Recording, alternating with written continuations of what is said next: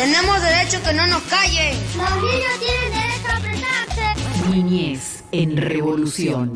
El programa de la red El Encuentro.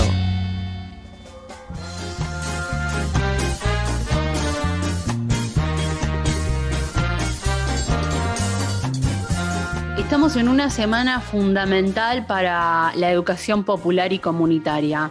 De este programa justamente hablamos en ese sentido, contamos las construcciones que se dan hacia adentro de los centros comunitarios de los barrios, de nuestras localidades, y en este caso vamos a charlar sobre algunas actividades que se dieron en una red amiga, la red Andando, y tienen que ver con abuelas de Plaza de Mayo. En este caso estamos ahora en una charla que esperamos ahí sea de gusto de todos y todas, todos quienes están ahí del otro lado. Para nosotros y nosotras es un placer charlar ahora con Irene Strauss, que es responsable de educación de Abuelas de Plaza de Mayo. Irene básicamente es la persona que gestiona, que articula, que piensa colectivamente herramientas para educadores y educadoras sobre nombrar la ausencia de los nietos y nietas, sobre contar sobre robos de bebés durante la última dictadura cívico-eclesiástica militar, y sobre esta situación vamos a estar charlando en el día de hoy. ¿Cómo estás, Irene? Bienvenida. Hola, Cami.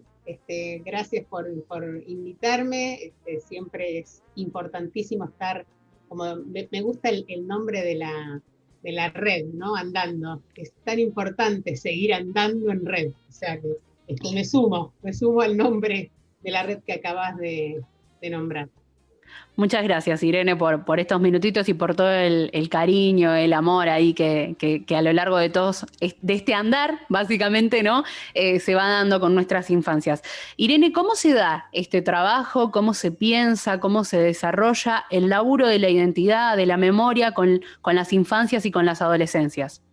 Bueno, primero, antes que nada, las abuelas empezaron a circular por los jardines de infantes buscando a sus nietos y a sus nietas cuando tenían la edad, digamos. Estoy hablando de los tempranos 80 o inclusive todavía en dictadura, fines de los 70, para tratar de encontrarlos, localizarlos, identificarlos. Después fueron creciendo, las mismas abuelas seguían buscándolos en los colegios primarios, después en los secundarios, y después se empezaron a dar cuenta que siendo jóvenes podían ya empezar a ser partícipes de su propia búsqueda.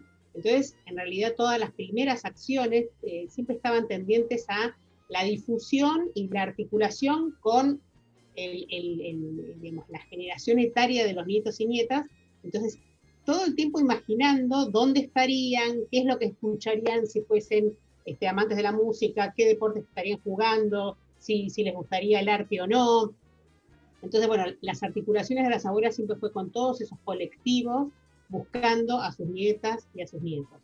Y en ese andar, que es el objetivo principal, resultó que se empezó a generar muchos otros movimientos, digamos, entre comillas, secundarios, ¿no?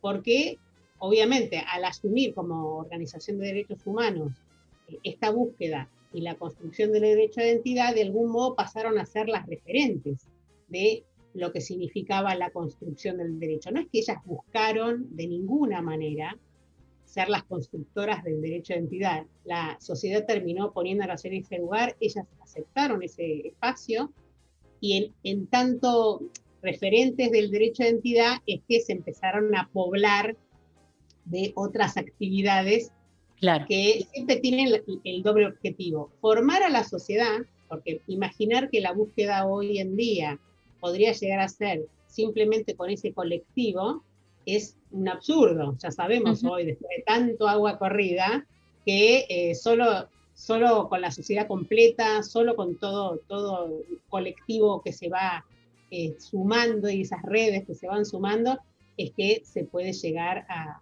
comprender el valor del derecho de identidad, y por lo tanto que cada uno que tenga alguna información o cada uno que tenga alguna duda tenga a dónde referenciarse, ¿sabes? Entonces, de ninguna manera las abuelas asumen este compromiso abandonando la búsqueda, todo lo contrario, siempre queda atado como principal objetivo a la búsqueda, Pero bueno, como todo, cae una piedra en el agua y va generando olas. Y uno nunca sabe en qué lugar de las olas está el nieto barrenando. Así que bueno, en realidad el objetivo es este. Y a medida que nos fuimos conectando con distintos colectivos, también el Estado empezó a tener su rol y en realidad las abuelas, aunque siempre, vuelvo a insistir, estuvieron en contacto con el ámbito educativo, empezaron a sistematizar, digamos, las prácticas a partir del 2004, especialmente cuando el Ministerio de Educación asume como Claro. Rol fundamental la educación en derechos humanos, ponerle el nombre de terrorismo de Estado a esto que nos ocurrió y fuimos partícipes todos de algún modo, en cada uno en su lugar. Y bueno, a partir de ahí Abuelas fue principal. En realidad, la verdad es que el primer material que el Ministerio de Educación lanza a las escuelas fue un material que hicimos junto con Abuelas de Plaza de Mayo. O sea que la primera vez que el Estado pone voz a esta temática en las escuelas es a partir de un trabajo con las abuelas. Bueno, desde ahí que no paramos, digamos, ¿no? Pero no solamente con el Ministerio, sino que justamente nos hemos conectado con instituciones de todo tipo, ¿sí? Claro. Universidades, por supuesto, sindicatos, redes no formales de educación, organizaciones sociales de toda índole. Y bueno, hoy por suerte esta temática ya está muy instalada, entonces nosotros ya podemos darle una vuelta de tuerca y ya no estar solamente en la preocupación de instalar la temática, sino empezar a pensar más allá. Cómo se instala, cuáles son las nuevas preguntas, cuáles son las ampliaciones de derechos que a partir de ahora se dan con este camino que ya está abierto. Bueno, esas un poco son las preguntas. Y en ese camino, ¿no? Que vos venís contando, que es largo, que tiene que ver siempre con el mismo objetivo, se encuentra ese enorme desafío de poder charlar con las infancias, ¿no? Porque es fundamental que estas infancias que desde el año 2000 para acá ya tengan en su currícula, ¿no? Toda esta perspectiva. Y desde una perspectiva que fue elaborada también desde los organismos de derechos humanos, ¿no?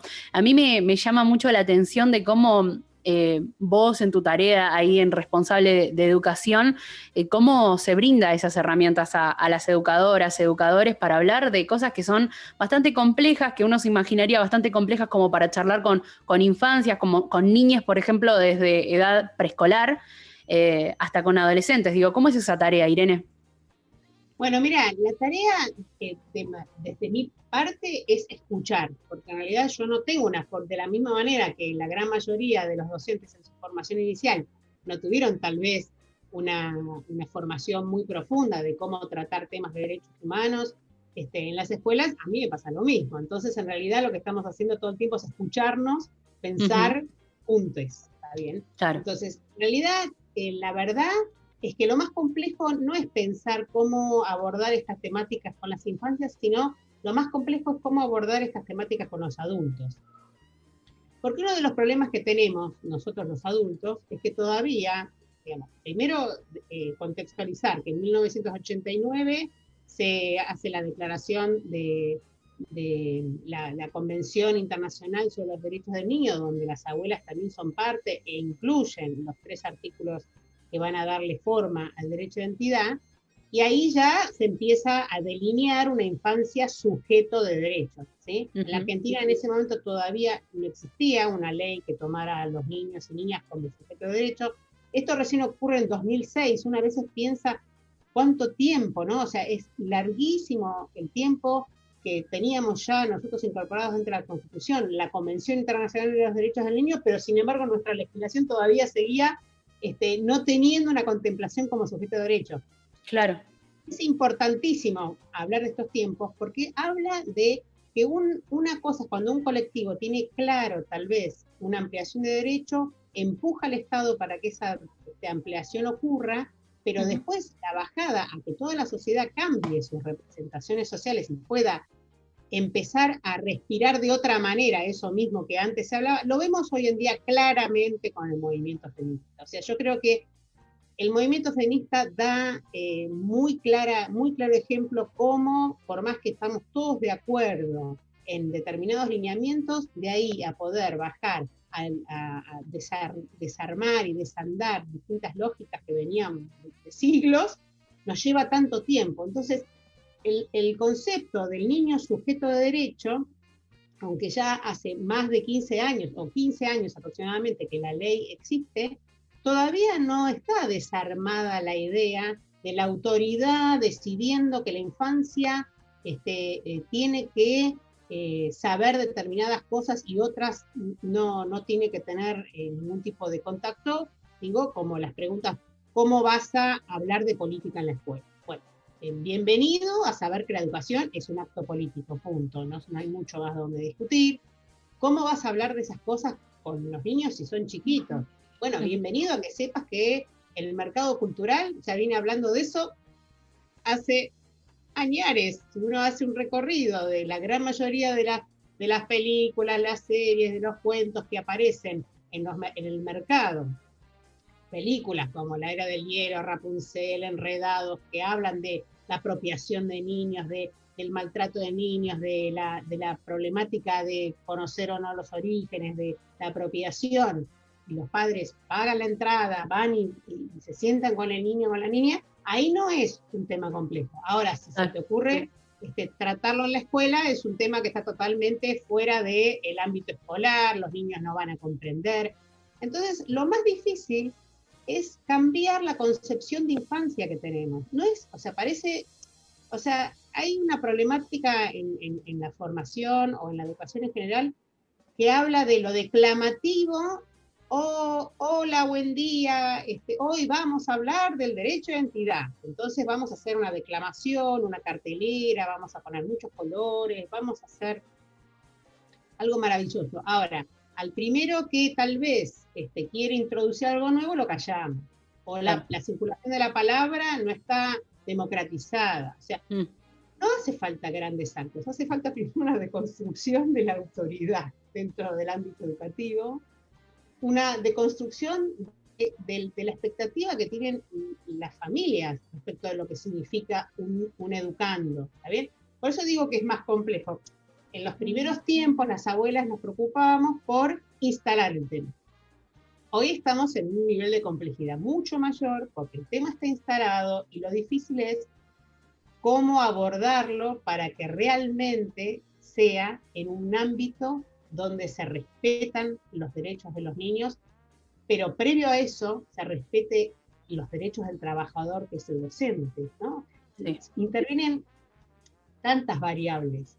Sí, para mí es lo más importante que un docente primero se forme como adulto. Yo trabajo más con los docentes para que se formen como adultos que en lo que es la bajada, entre comillas, al grupo con los niños. Yo creo que los niños son tremendamente permeables, ellos vienen con, casi te diría, que sin demasiada complejidad, con un concepto de justicia, con un concepto de libertad, con un concepto de no discriminación, tanto más fácil de llevar adelante, que somos nosotros los adultos los que nos enredamos, ¿está bien? Así que, bueno, nada, creo que la complejidad está en nosotros como adultos, y en repensar todo el tiempo, cada práctica. Este año o el año pasado funcionó bárbaro tal o cual actividad. Bien, buenísimo, la repito para siempre. No, todos los años la tengo que repensar porque mi comunidad cambia, las problemáticas de mi comunidad va variando, hay prioridades que se van moviendo. Y bueno, es así, la educación es repensarse permanentemente, ¿está bien? Y no solamente como docente individuo, sino como equipo, como comunidad. En comunidad. Bueno, es un desafío. Totalmente. Ese es nuestro desafío diario desde hace más de 30 años en los centros de educación popular y comunitaria, porque claramente entendemos que hay que deconstruir cada una de esas formas de aprendizaje que se dieron históricamente y que la construcción del conocimiento se da de esta forma, ¿no? que describías.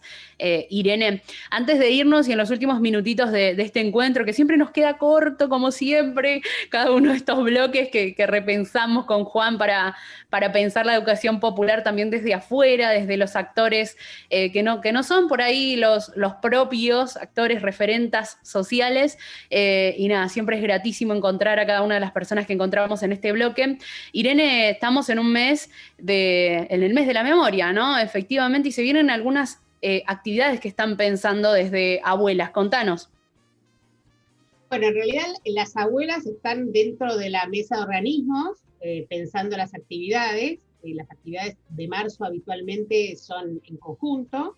Este año tomamos una idea que hace tiempo venían proponiendo las madres de Plaza de Mayo, que ya no recordamos cuándo, habían propuesto plantar un árbol por cada compañero desaparecido. Y bueno, dado que el año pasado tuvimos que a las corridas transformar las plazas en alguna acción virtual, claro. Hicimos con los pañuelos, que cada uno en su casa arme el pañuelo que pueda y lo cuelgue donde pueda y después lo suba a las redes. Este año, por supuesto que esa actividad suponemos que de todos modos va a ocurrir porque ya es como un clásico. Yo lo tengo colgado, mira, todavía. El clásico virtual, claro, mucha gente que lo tiene colgado. Sumamos la idea de la campaña se llama Plantamos Memoria, que tiene más de una arista, digamos, ¿no? Por un lado, Plantamos Memoria nos plantamos en que la memoria es fundamental. Plantamos Memoria, la idea de retomar esa idea de plantar un árbol por cada compañero y compañera desaparecida, pero además también sumarnos a las nuevas conquistas de derecho que como sociedad tenemos que transitar, que tiene que ver con el ambiente, coincide con la problemática tan importante, antes inclusive de los incendios en Chubut, todos los que veníamos en Córdoba, también inclusive en Chubut previamente, en el planeta entero, pensemos en el pasado en Australia, en Amazonas, la problemática de la vida, de que cuidemos la vida, y también la idea, no sé si me estoy extendiendo, pero la idea de las abuelas siempre es que la memoria no es algo quieto, no es yo te voy a decir cómo es, toma, nueva generación, las cosas son así, sino más el concepto del legado, de que nosotros como generación construimos herramientas. Entonces, te damos las herramientas, nueva generación, para que vos con esas herramientas extiendas los derechos que tu generación tiene como problemática, como el feminismo, como otros derechos, no solamente el feminismo, ¿no? Otros derechos de género o de identidades más amplias, pero también del ambiente. Entonces, es importante para las abuelas, en este caso ya me reduzco a la temática de las abuelas, sino de los organismos en general, el tema de que la memoria sea la transmisión y un legado, no una caja cerrada de cómo se hacen las cosas, sino una mano extendida para poder seguir andando juntos. Así que bueno, un poco era esta la idea, ¿no? De transitar distintos colectivos para poder seguir sembrando. O sea, que es un poco la idea. Invito a todos, en las redes de abuelas está, en todos lados está circulando cómo va a ser la campaña, así que la idea es que todos los colectivos que se puedan sumar con distancia para plantar algún árbol en algún lugar significativo y colectivo, que lo hagan, y si no, cada uno en su casa, una plantita, y que la cuide con amor, para que todos podamos plantar memoria. Hermosa, hermosa actividad que nos estamos plegando también desde las redes que conformamos Interredes. Irene Strauss, entonces, en Niñez en Revolución. Muchas gracias, Irene, te mandamos un fuerte, fuerte abrazo desde aquí. Bueno, muchísimas gracias a ambos y a toda la audiencia. La educación popular se escucha en Niñez en Revolución. La educación verdadera es praxis, reflexión y acción del hombre sobre el mundo para transformarlo. Niñez en Revolución, con les niñes de la Red del Encuentro.